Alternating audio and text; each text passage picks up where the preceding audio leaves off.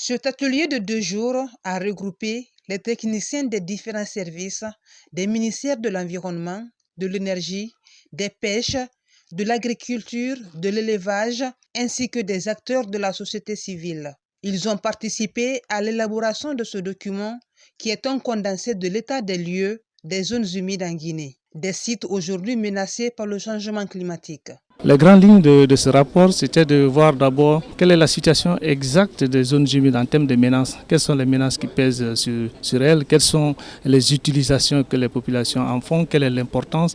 Et partant de là déjà, nous savons l'utilité des zones humides pour la communauté, pour la population, mais aussi pour les écosystèmes, mais aussi quelles sont les menaces fondamentales qui pèsent sur elles. Et à partir de là déjà, nous avons des orientations pour pouvoir élaborer la future politique sur les zones humides. Le pays dispose d'importantes zones humides, dont les sites Ramsar, desquels dépendent ses populations et celles de plusieurs pays.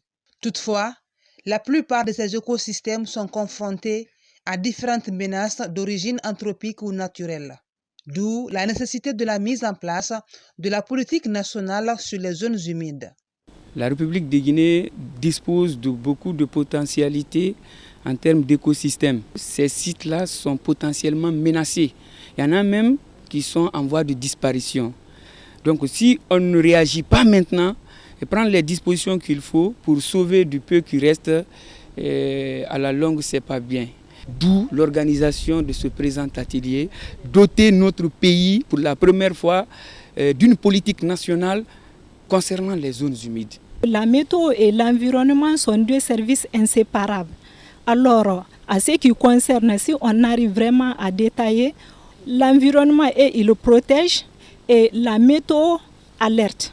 D'autres actions sont aussi prévues pour l'accélération de la mise en place de la politique nationale des zones humides par l'Union internationale pour la conservation de la nature, UCN, une institution qui a pour mission d'aider les sociétés à préserver l'intégrité et la diversité de la nature et à s'assurer que toutes les ressources naturelles sont utilisées de manière équitable et durable.